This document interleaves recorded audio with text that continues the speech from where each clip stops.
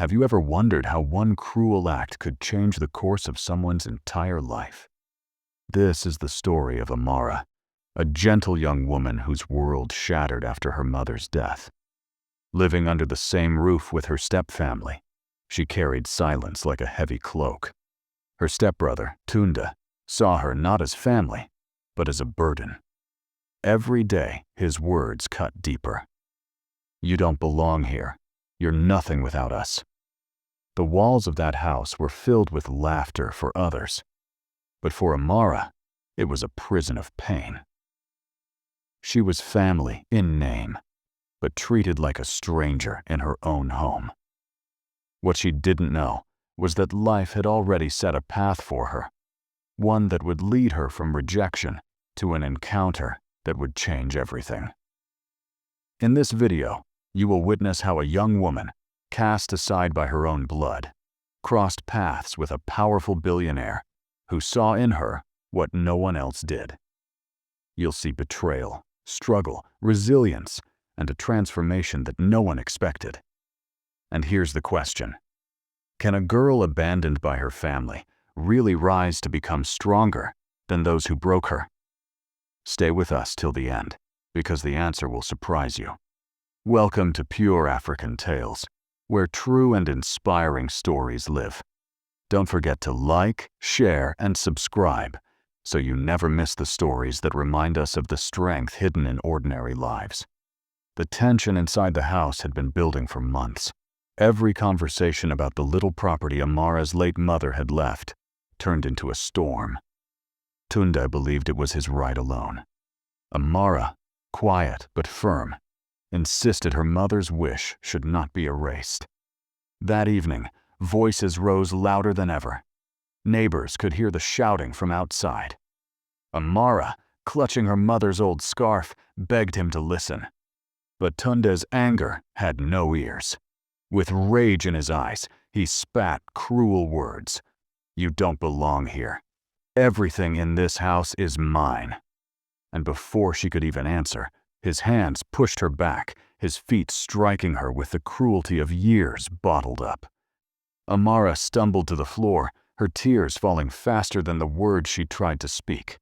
She whispered, "This was my mother's home too. Please, don't do this." But mercy had already left Tunda's heart. He grabbed her small bag, the only one she had, and hurled it into the dusty street. The neighbors peeked from their windows, but no one dared to intervene.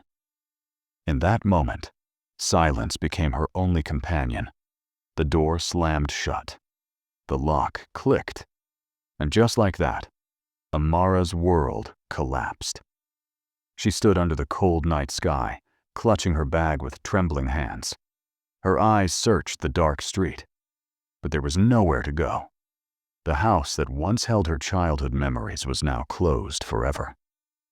That night, she lost her home, but destiny was waiting outside. The stars above watched silently as Amara walked away from the only place she had ever called family. She didn't know where her steps were leading her, but what she didn't realize was that every step was taking her closer to a future more powerful than her pain. The city lights glittered in the distance, but for Amara, they held no warmth. Her footsteps echoed on empty sidewalks as she carried her small bag, searching for a corner to rest. That first night, she curled up at a bus station bench, using her scarf as a pillow. But sleep was kinder than reality. Morning came, and with it, hunger. Her stomach growled, but her pockets were empty. She walked from one shop to another, offering to sweep floors or carry loads for a few coins.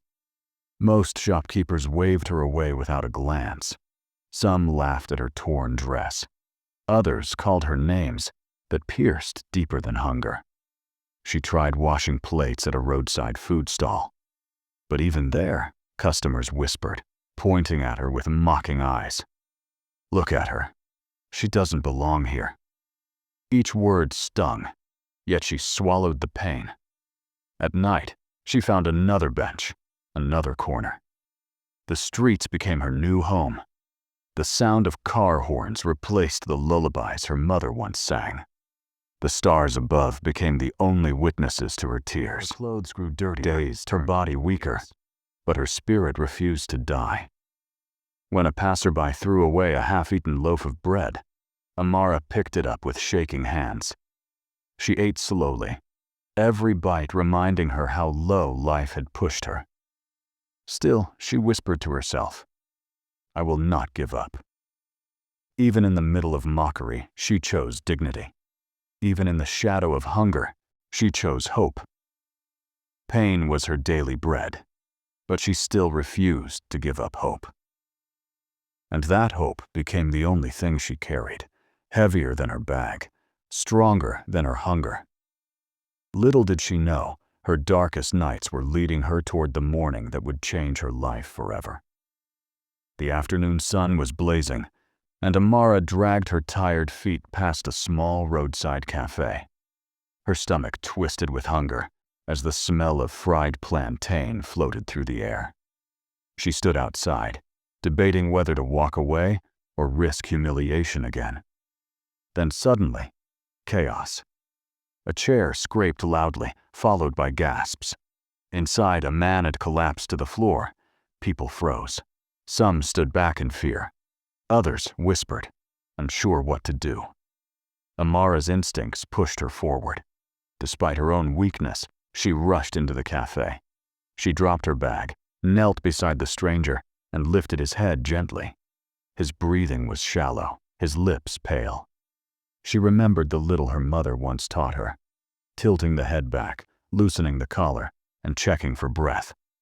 With trembling hands, she followed those steps. Her voice cracked as she urged him, "Stay with me. You'll be okay." Customers stood watching. None moved. To them, she was just a ragged girl from the street. But in that moment, she was the only one who acted. Minutes felt like hours. Finally, the man stirred, coughing weakly. Relief washed over Amara's face as she helped him sit up slowly. He looked at her, eyes tired yet curious. You saved me," he whispered. Amara shook her head. "I just did what anyone should." But the truth was, no one else had moved an inch. The man introduced himself with a faint smile. "My name is Adeyemi." The name carried weight, though Amara didn't realize it yet. Around her, whispers rose. "That's Mr. Adeyemi, the wealthy businessman." But Amara didn't care about wealth or titles. All she saw was a man who needed help, and she had given it. In a world that ignored her pain, she chose not to ignore another's. And in that small cafe, fate quietly tied her life to a destiny far greater than she could imagine. The cafe was quiet again after the chaos.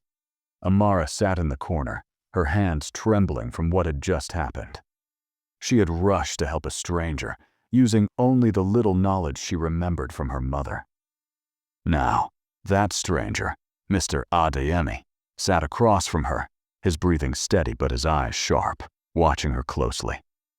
"Have you eaten today?" he asked gently. Amara froze.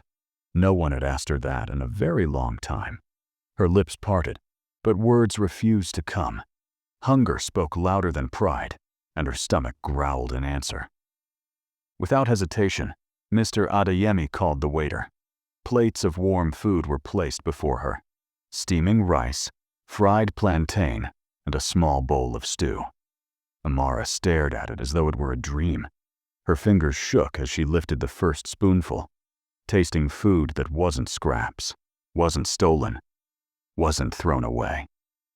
Every bite carried more than flavor. It carried dignity. It carried kindness. She looked up at him with cautious eyes. Why would a rich man care about a girl like me? The streets had taught her to be suspicious. Good things often came with hidden traps. So even as she ate, her heart guarded itself. But Mr. Adeyemi never rushed her, never demanded anything. He simply sat, resting, recovering, and letting silence speak louder than words. When she had finished, he said softly, "You shouldn't sleep outside tonight. Come with me. You'll be safe." Amara's heart pounded. The offer sounded too generous, too impossible. Her mind screamed of danger. What if this was another trick? But his eyes held no malice, only gratitude.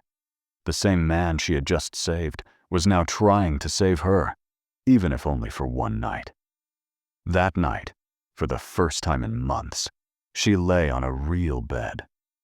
The walls around her were simple, but safe. The blanket covered her like an embrace she hadn't felt since her mother's arms.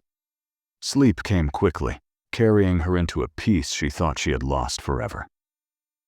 For the first time, she felt seen, not as a burden, but as a human being. And while she drifted into slumber, she never knew that this one act of kindness was the beginning of a path of wealth and grand houses. But Amara had never imagined herself stepping into one. The night after Mr. Adeyemi rescued her, she walked through the massive gates of his mansion. Chandeliers glowed above, polished marble floors stretched endlessly, and expensive paintings decorated the walls.